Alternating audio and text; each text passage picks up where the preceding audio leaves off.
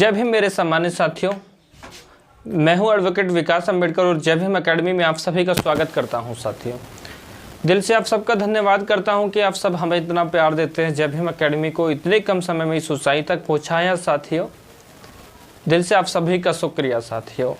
और मैं उम्मीद करता हूँ आप इसी तरह से जो है सपोर्ट करते रहेंगे, जय भीम अकेडमी आगे बढ़ता रहेगा साथियों। आज का जो हमारा वीडियो होने वाला है साथियों, ये हमारा अभी हाल ही में होने वाले एग्ज़ाम को लेकर के होने वाला है। देखिए, सभी साथी जानते हैं अभी 15 और 16 में यूपी SSC पैट का एग्ज़ाम होने वाला है। मैंने ऊपर लिखा हुआ है, ये आप देखिए, यहाँ देख सकते हैं। और अब आप सोच रहे होंगे कि यार 2 दिन पहले 4 दिन पहले ये भैया हमें क्या कराने वाले हैं।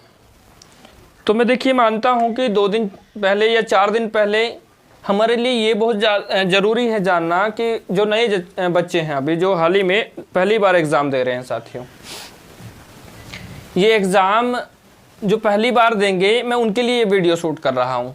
क्योंकि मेरा ये मानना है, मैं ऐसा मानता हूँ कि जो लोग एक्सपीरियंसिव है या पहले जो एग्ज़ाम दे चुके हैं वो तो अच्छा एक्सपीरियंस रखते हैं, नॉलेजेबल होते हैं, तो उनके पास नॉलेज होती है। लेकिन मैं मानता हूँ कि कई बार ऐसा होता है, और कई बार नहीं, हर बार ऐसा होता है कि बहुत सारे नए बच्चे जो होते हैं उनका नया सफ़र होता है, वो नई जर्नी कर रहे होते हैं और वो एग्ज़ाम देने जाते हैं, पहली बार एग्ज़ाम देने जाते हैं। ये जो पहली बार एग्ज़ाम देने वाले बच्चे हैं, ये मैं वीडियो जो शूट कर रहा हूँ ना, मोस्टली उन्हीं बच्चों के लिए कर रहा हूँ। क्योंकि जो एक्सपीरियंसिव बच्चे हैं, जो जिनके पास अच्छी नॉलेज है भाई, वो तो सब कुछ अच्छे से जो है तैयार करके जा रहे हैं, वो तैयारी के साथ जाएंगे। लेकिन जिन बच्चों की अच्छी तैयारी भी नहीं है, जिन्होंने जैसे तैसे करके पढ़ाई तो की है, लेकिन फिर भी वो कहीं ना कहीं ये सोच कर के आज भी और एग्ज़ाम के उस दिन तक भयभीत रहते हैं कि पता नहीं यार एग्ज़ाम में क्या आएगा। तो चलो, अभी तो आज देखिए 11 तारीख है, और 11 तारीख अगर आज है तो 15 में एग्ज़ाम में 4 दिन है। और मेरा मानना है कि अगर आप नए भी स्टूडेंट हैं तो 4 दिन में शायद आप ये छोटा सा सिलेबस जो है एक बार आप देख सकते हैं। और देख सकते हैं किस तरह से आप देखेंगे, या तो आप जो है कोई पिछले ईयर वाले एग्ज़ाम उठा लीजिएगा, उसमें आप इसको देख सकते हैं, या फिर आप थोड़ा सा मेरी वीडियो यहाँ अच्छे से बहुत देख लेना। अगर आप मेरी वीडियो को अच्छे से देख लेंगे तो यहाँ से भी आप इसको कवर कर लेंगे साथियों। तो साथियों, मैं बताना चाहता हूँ आप लोगों को, जो यूपी SSC पैट का एग्ज़ाम होता है वो यूपी सरकार ने यूपी के एग्ज़ाम के ज़्यादातर एग्ज़ामों के लिए कंपलसरी किया है। जैसे अभी आपने देखा, यूपी SSC पैट क्लियर करने वाले बच्चे ही लेखपाल की परीक्षा दे सके। तो ऐसे ही अब आने वाली कुछ जो भर्तियां होंगी यूपी सरकार की, तो मैं मानता हूं वो उनमें कंपलसरी करेंगे, यूपी SSC पैट को वो कंपलसरी रखेंगे। तो इसीलिए इसको जो है क्लियर करना बहुत ज़रूरी है साथियों। जो बच्चे नए हैं, जो नई जर्नी जिनकी है, नया सफ़र जिनका है, तो वो बिल्कुल थोड़ा सा जो है पेशेंस रख करके ये वीडियो देखें। बहुत लंबी नहीं होने वाली है, मात्र आपकी ज़िंदगी के 15 से 20 मिनट आपके शायद इस एग्ज़ाम को बहुत बेटर बना सकते हैं साथियों। आपकी इस एग्ज़ाम को बेटर बना सकते हैं, आपके इस पूरे साल को बेटर बना सकते हैं। हो सकता है आपकी ज़िंदगी बदल दे, क्योंकि इस साल में हो सकता है आपका सिलेक्शन हो जाए। कई बार बहुत सारे बच्चे नए ज़रूर होते हैं, लेकिन मिसगाइड या मिसबिहेव की वजह से कई बार उनका एग्ज़ाम नहीं हो पाता है, लेकिन वो होनहार बहुत होते हैं। तो मैं मानता हूँ कि देखो, पढ़ाई के साथ साथ गाइडेंस होना बहुत ज़रूरी है। तो यहाँ उसी गाइडेंस पर्पज़ से मैंने ये वीडियो शूट किया साथियों। और देखो, मैं ये भी आप लोगों को बताना चाहता हूँ इसी बीच के मैं लगातार स्टूडियो में नहीं आ पा रहा हूँ, लगातार स्टूडियो से वीडियो शूट नहीं कर पा रहा हूँ साथियों। उसके पीछे का बहुत बड़ा सा रीज़न है, बहुत ज़बरदस्त स्ट्रगल इसके पीछे हो रही है साथियों। ये आप समझिएगा कि आपका ये भाई, माना कि बहुत सारे लोगों ने, हज़ारों लोगों ने हमें बहुत सारा प्यार समर्थन दे करके जय भीम अकेडमी को ऊंचाई तक पहुँचाया, लेकिन यहाँ इस स्टूडियो के अंदर आपका अकेला भाई रात को 2-2 बजे तक संघर्ष करता है। जब भी कभी मैं यहाँ पर पहुँचता हूँ, अगर 2 भी बजे होते हैं रात के, तब भी मैं चाहता हूँ कि कोई भी वीडियो मैं यहाँ से किसी भी टॉपिक पर, किसी भी मुद्दे पर वीडियो शूट करके अपने लोगों तक पहुँचाऊँ। किसी भी तरह से उनको एजुकेशनली गाइडेंस उनको मिले, एजुकेशनली उन मुद्दों पर मैं वीडियो बनाने का प्रयास करता हूँ जिनकी जानकारी हमारे सभी लोगों को होनी चाहिए साथियों। तो खैर चलो, ज़्यादा समय नहीं है, वीडियो ज़्यादा बड़ा नहीं हो जाए, इसलिए मैं सोच रहा हूँ, मैं चाहता हूं कि कम समय में मैं बहुत सारी चीज़ें आप लोगों को बता सकूं साथियों। तो हम यहाँ यूपी SSC पैट का जो एग्ज़ाम है उसके सिलेबस की बात करते हैं। सबसे पहले हम ये देख लेते हैं एक बार कि उस एग्ज़ाम के अंदर कौन कौन से सब्जेक्ट आते हैं। सबसे पहले तो यही जानना जरूरी है, मोटा मोटा सा देखिए हम यहाँ जान लेते हैं। यहाँ इन्होंने दिया है ये सबसे पहले भारत का इतिहास, और भारत के इतिहास में देखो विश्व का इतिहास भी इसी के साथ कंबाइंड होता है। मैंने यहाँ लिखा है भारत का इतिहास, लेकिन आप जब यहाँ इतिहास पढ़ेंगे तो आप इसके साथ साथ जो है विश्व का इतिहास भी थोड़ा सा देख लेंगे, ठीक है ना। क्या होगा कि इसको भी आप जरा देख लेंगे। अब उसके बाद दूसरा टॉपिक है यहाँ भारत की भूगोल, जिसको ज्योग्राफी कहते हैं। जो पढ़े लिखे अच्छे से खासे से बच्चे हैं वो ज्योग्राफी कहते हैं, लेकिन जो नए बच्चे होते हैं उस भूगोल को भूगोल ही पढ़ते हैं। तो आप यहाँ देखेंगे कि आप यहाँ भारत और विश्व का भूगोल पढ़ेंगे, ठीक है ना। उसके बाद आप भारत की राज्य व्यवस्था, भारत का संविधान पढ़ेंगे।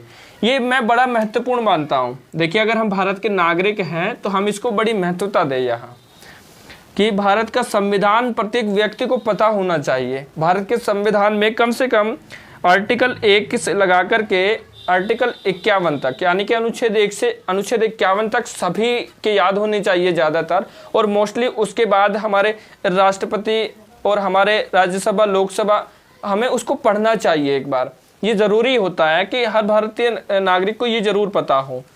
उसके बाद हम देखेंगे भारत की अर्थव्यवस्था, ठीक है। ये यहाँ ज़्यादातर ये जो टॉपिक मैं आपको बता रहा हूँ 5-5 नंबरों में टॉपिक पूछ रहा है। वहीं दूसरा हम पढ़ेंगे सामान्य विज्ञान। सामान्य विज्ञान के अंदर देखिए यहाँ मैंने सिर्फ विज्ञान लिखा है, लेकिन यहाँ इसमें आपको लगभग 3 सब्जेक्ट देखने को मिलेंगे, जहाँ आपसे सवाल जो पूछा जा सकता है वो तीनों सब्जेक्ट से पूछा जा सकता है। इसमें आपका जीव विज्ञान भी हो सकता है, इसमें आपका जो है भौतिक विज्ञान भी हो सकता है।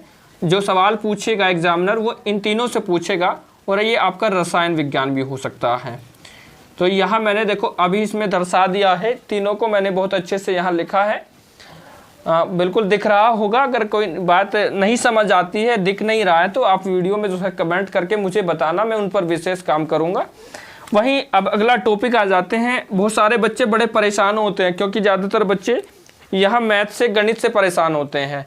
जिनको गणित नहीं आता है वो बिल्कुल परेशान ना हो। बहुत छोटे छोटे क्वेश्चन आएंगे, 5 नंबर के सवाल गणित से आपके पूछे जाएंगे। और वहीं सामान्य हिंदी से भी आपसे जो है 5 क्वेश्चन आराम से पूछे जाएंगे। हिंदी इतना इजी होता है ना, अगर आप किसी अच्छे टीचर से पढ़ रहे हैं, अच्छे कंटेंट से आप पढ़ रहे हैं, तो मैं मानता हूँ श्योर है आप 5 से 5 करके आएंगे। पूरा का पूरा नंबर आपको हिंदी से मिल जाएगा, बहुत ईजी होती है। और वहीं इसके बाद जो सब्जेक्ट है हमारा, वहीं 5 नंबर जो है इंग्लिश से आपको उठाने पड़ेंगे। 5 नंबर के लिए आपको इंग्लिश पढ़ना पड़ेगा। बहुत बेसिक सी बातें, वही एंटोनियम्स, सिनोनियम्स, ये बहुत सारे छोटे छोटे टॉपिक जो होते हैं इंग्लिश के, इनसे पूछा जाएगा। बहुत बड़ा नहीं आएगा, आप बिल्कुल परेशान ना होना, बहुत ज़्यादा टफ नहीं होता है। वहीं रीजनिंग से आपको 5 नंबर यहाँ से उठाने पड़ेंगे। वहीं करंट अफेयर से आपको 10 नंबर मिलने वाले हैं। करंट अफेयर्स पर आपको थोड़ा सा ध्यान देना है। करंट अफेयर पर आपको थोड़ा सा ध्यान इस कदर देना है कि आप लगभग पिछले 6 महीने के करंट अफेयर तो पढ़ ही लें।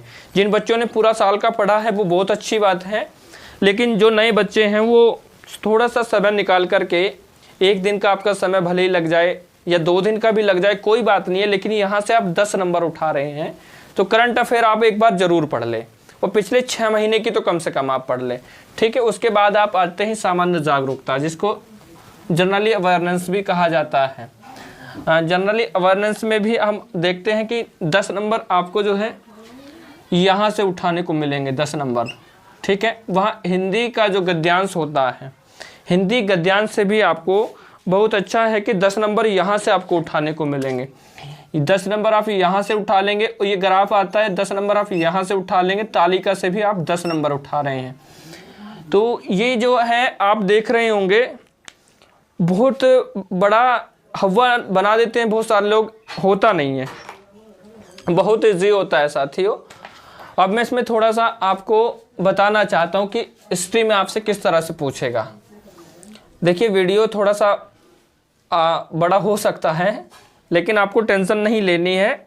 ये बड़ा वीडियो भी अगर हो गया तो ये आपके लिए बहुत कारगर साबित होने वाला है इस एग्ज़ाम में। तो जहाँ हम देखेंगे इतिहास को, तो इतिहास में आपसे क्या पूछ सकता है?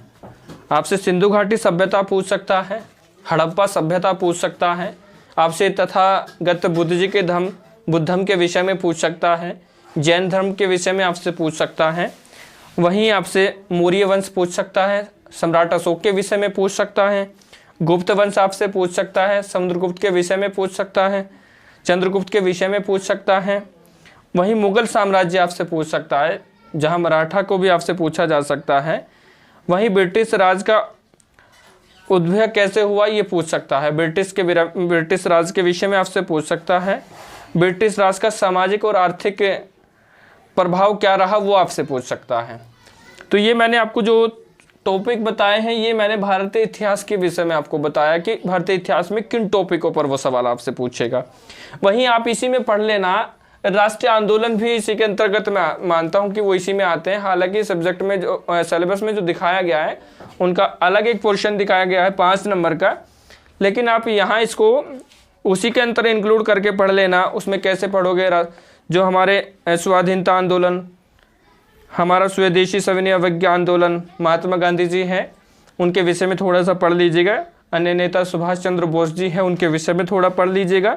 क्रांतिकारी आंदोलन तथा उग्र राष्ट्रवाद को पढ़ लेना।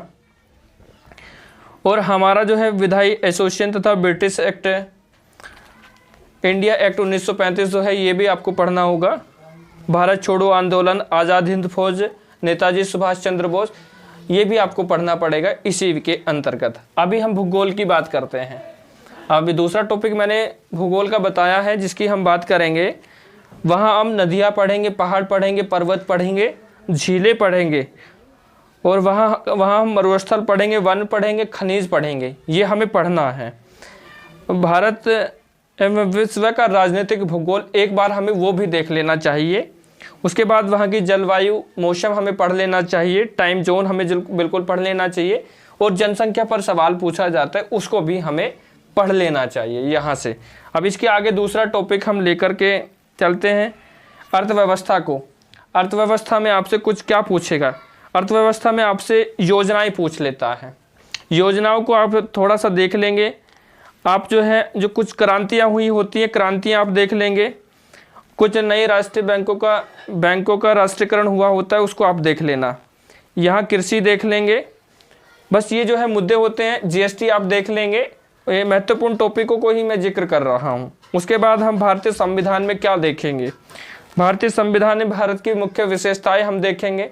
मौलिक अधिकार हम देखेंगे, जिनको फंडामेंटल राइट कहा जाता है। फंडामेंटल ड्यूटी, मौलिक कर्तव्य हम देख लेंगे। राज्य के नीति निर्देशक तत्वों को हम देख लेंगे। और वहीं संसदीय प्रणाली को हम देख लेंगे, राज्यसभा, लोकसभा। यहीं आपको हमारी जो है संघीय प्रणाली देखनी होगी, किस प्रकार से जिला प्रशासनिक ढांचा, थोड़ा सा उसको भी देख लेंगे। तो ये जो है मेन टॉपिक मैं आपको बता रहा हूँ। आप इनको जो एक बार जरूर देख लें, जिससे कि आपको ऐसा लगे कि हाँ आपने भारत का संविधान पढ़ा हुआ है, तो आप वहाँ से जो है अपना जो है 5 नंबर उठा सके। ठीक है। उसके बाद हम देखेंगे गणित को। गणित में बहुत छोटे छोटे सवाल होंगे, ज़्यादा बड़े नहीं होंगे। और मैं बता देता हूँ कहाँ से वो पूछ सकता है। थोड़ा सा इसमें मैं दिया हुआ है वो आपको बता रहा हूँ। आपसे क्या पूछेगा, पूर्ण संख्या आपसे पूछ सकता है, सरलीकरण से क्वेश्चन पूछ सकता है, सिंप्लीफिकेशन से आपसे पूछ सकता है, प्रतिशत पूछ सकता है, घातांक करनी पूछ सकता है, औसत पूछ सकता है। तो ये बहुत बड़े टॉपिक नहीं है, बहुत छोटा है, मुद्दा बहुत बड़ा नहीं है। अगर आप समझेंगे तो ये चीज़ें बहुत ज़्यादा टफ नहीं होती है साथियों। तो उसके बाद हम लेकर के चलते हैं गणित के बाद हिंदी। और हिंदी भी देखिए बहुत ज़्यादा टफ यहाँ नहीं पूछेगा। कई बार ऐसा होता है कुछ बच्चे हव्वे में बहुत अपर लेवल पढ़ते रहते हैं, लेकिन क्या होता है एग्ज़ाम में बहुत छोटा लेवल आ जाता है, तो फिर क्या करते हैं यार, हो नहीं पाया, दिक्कत हो जाती है। इसलिए थोड़ा सा हिंदी का भी मैं आपको बता दे रहा हूँ। हिंदी आप जो है किस कदर देखेंगे एक बार। हिंदी में आप विशेष रूप से संधि देख लीजिएगा, विलोम शब्द, पर्यायवाची, वाक्यों के लिए एक शब्द, मुहावरे, लोकांक्तियाँ, ये जो है छोटे छोटे टॉपिक हैं, इनको आप देख लेना। लेखक और उनकी रचनाएँ आप देख लीजिएगा। ठीक है। थोड़ा सा वर्णमाला को आप देख लीजिएगा। थोड़ा सा जो है चिन्ह होते हैं, चिन्हों को दिया होता है, चिन्हों को जो है पूछ लेता है कई बार, उसको आप थोड़ा सा देख लीजिएगा। उसके बाद आ जाती है हमारी इंग्लिश में वही एंटोनियम्स, सिनोनियम्स वगैरह वगैरह, छोटी मोटी जो है। इसी में भी ज़्यादा बड़ा बहुत लेवल नहीं होता है, 5-5 सवाल पूछ रहा है, तो इतनी टेंशन नहीं लेनी है। अगर आपकी इंग्लिश कमज़ोर है, आपके 2 क्वेश्चन 3 क्वेश्चन भी आप निकालेंगे तो बाकी तो आपकी ज़बरदस्त होने चाहिए। रीजनिंग आप पूरे में से पूरे मारिएगा। रीजनिंग एक ऐसा सब्जेक्ट है जो आपकी मेंटलिटी पर डिपेंड करता है। 5 नंबर वो आपको वहाँ से दे रहा है, तो रीजनिंग में किस तरह से आप देखेंगे। अगर रीजनिंग में आप कोडिंग डिकोडिंग देख लेंगे, कैलेंडर देख लेंगे, घड़ी देख लेंगे, आप उसमें जो है वो आता है घन और घनाभ आती है, पाशा देख लेंगे, तो उसमें कई बार जो है छटनी आती है अलग, वो देख लेंगे। उसमें जो है बैठक की व्यवस्था आती है वो देख लेंगे, रैंकिंग आता है वो देख लेंगे। ये छोटे छोटे टॉपिक है, कुछ ज़्यादा बड़े भी नहीं हैं और बहुत हाई लेवल पे आपको देखने भी नहीं है। करंट अफेयर आपको पढ़नी पड़ेगी, पिछले कम से कम 6 महीने की तो पढ़ लीजिएगा, और जिन्होंने 1 साल का पढ़ा है वो बहुत अच्छा पढ़ा है। तो वहीं आगे अब थोड़ा सा बढ़ेंगे सामान्य जागरूकता पर। सामान्य जागरूकता के कुछ टॉपिक मैं आपको बता देता हूं। जैसे भारत के पड़ोसी देश हैं, आप इनको ज़रूर देख लीजिएगा। भारत जो है देश है, राजधानियां हैं, उसको ज़रूर देख लीजिएगा। प्रदेश है, उनकी राजधानियां हैं, मुद्राएं हैं, देख लीजिएगा। उसके बाद राष्ट्रीय व अंतर्राष्ट्रीय दिवस आप देख लीजिएगा। विश्व संगठन व उनके मुख्यालय देख लीजिएगा। पर्यटन स्थल देख लीजिएगा। भारत की कला संस्कृति देख लीजिएगा। भारत विश्व के खेल देख लीजिएगा। अनुसंधान संगठन देख लीजिएगा। पुस्तक और लेखक देख लीजिएगा। अभी आपको भी पता है गेम हो रहे हैं, विजेता देख लीजिएगा। तो ये चीज़ें जो है आपको देखनी है। वहाँ की जलवायु परिवर्तन और पर्यावरण देख लीजिएगा, तो ये देखना है। अब बस इस पे आते हैं थोड़ा सा। यहाँ से 10 नंबर उठाने का मौका मिल रहा है, बहुत अच्छा मौका मिल रहा है। इतना अच्छा मौका मिल रहा है कि यहाँ से बस आपको ये देखना है कि वो दे रहा है, आपको एक गद्यांश देगा, उसको पढ़ना है, उसके जो प्रश्न पूछ रहा है उसका आंसर देना है। 10 नंबर आप उठा लोगे यहाँ से, कितना अच्छा है। तो ये थोड़ा सा आप देख लीजिएगा। उसके बाद आप ग्राफ को देखिएगा। ग्राफ में भी ये 2 चीज़ें ऐसी हैं, ये ज़्यादातर जो है पूछी जाने लगी हैं, ग्राफ और तालिका। ग्राफ को अगर आप समझ लेंगे, ये भी एक तरह से जैसे हिंदी में गद्यांश होता है, यहाँ ग्राफ होता है। ग्राफ को देख कर के जो है उसके क्वेश्चनों के आंसर देने होते हैं। मैं जो है प्रयास करूंगा कि अगली वीडियो में मैं थोड़ा सा ये जो मेन टॉपिक है, जैसे ग्राफ है, तालिका है, और ये जो हिंदी का गद्यांश है, या फिर कुछ जैसे हमारे रीजनिंग के कुछ थोड़े छोटे इस तरह के टॉपिक हैं, मैं उन पर कोशिश करूंगा कि एक वीडियो जो है क्रैश कोर्स की मैं बनाऊं, जिसमें कि मैं प्रयास करूं कि जिनको मैं बता सकता हूं यहाँ से कम समय में कोशिश करूँगा कि आप लोगों को बताऊँ साथियों। तो इस तरह से जो है हम यूपी SSC पेट का एग्ज़ाम जो है क्लियर करेंगे। और मैं मानता हूं जिन साथियों ने ये वीडियो देखी होगी, जो साथी ये वीडियो देख रहे हैं, उन साथियों से उम्मीद करता हूं कि साथियों वीडियो को जो है ज़्यादा से ज़्यादा शेयर ज़रूर कर दीजिएगा। सब्सक्राइब करिए या मत करिए, लेकिन शेयर ज़रूर कीजिएगा, क्योंकि आपका अपना चैनल है। आपके अपने चैनल के माध्यम से मैं चाहता हूँ आपको अच्छी और उच्च शिक्षा प्राप्त हो। मैं निःशुल्क चाहता हूँ। मैंने वादा किया एक वीडियो में कि जय भीम अकेडमी के माध्यम से मैं वादा कर रहा हूँ, मैं आपको वो सिलेबस भी जो हज़ारों में बिकता है फ्री ऑफ कॉस्ट आप तक पहुंचाऊंगा। ये मेरा आपसे वादा है। बस थोड़ा सा अपने भाई के संघर्ष और मेहनत को समझ लीजिएगा कि यहाँ स्टूडियो से आपका अकेला भाई मेहनत और संघर्ष करता है, इतना संघर्ष करता है कि देखिए मैं आपको बता देना चाहता हूँ कि क्या वजह रहती है कि मैं लगातार स्टूडियो में नहीं आ पा रहा हूँ। इसलिए नहीं आ पा रहा हूँ, एक तो मैं चाहता हूँ कि आपके इस स्टूडियो को जो है अच्छा प्लेटफॉर्म, एक बड़ा स्वरूप में दे दूँ, उसकी मैं तैयारी कर रहा हूँ। दूसरी बात ये भी है कि मैं एक ऑर्गेनाइजेशन के लिए काम करता हूं, तो कई बार ऐसा होता है सीनियर्स के साथ जो है ज़्यादातर बाहर होना पड़ता है, फील्ड में काम करते हैं। और दूसरा हमारा ये भी है कि हम एजुकेशन पर काम कर रहे हैं, तो समाज में जाकर भी हम फील्ड में एजुकेशन पर काम करते हैं। और तो ये सारी चीज़ों को मैनेज करते हुए कई बार ऐसा होता है मैं घर ही नहीं पहुँच पाता हूँ, ये कई बार ऐसा होता है स्टूडियो नहीं पहुँच पा रहा होता हूँ। तो दिक्कत होती है कि कई बार लगातार मैं वीडियो शूट नहीं कर पाता हूँ। मैं जानता हूँ इसका मुझे बहुत नुकसान होता है। मैं मानता हूँ कि बहुत सारे लोग उम्मीद में बैठे हैं कि जब भीम अकेडमी से कब ये सिलेबस रिलीज़ होगा, कब उनको फ्री ऑफ कॉस्ट मिलेगा। यहाँ इसके पीछे मेरा थोड़ा सा इंटेंशन ये भी है कि मैं चाहता हूँ कि सिलेबस ज़्यादा से ज़्यादा लोगों तक पहुँचे, इसलिए थोड़ा सा इसमें लेट भी हो गया। लेकिन अभी आने वाली यूपी पुलिस के लिए मोस्टली पढ़ाऊँगा मैं।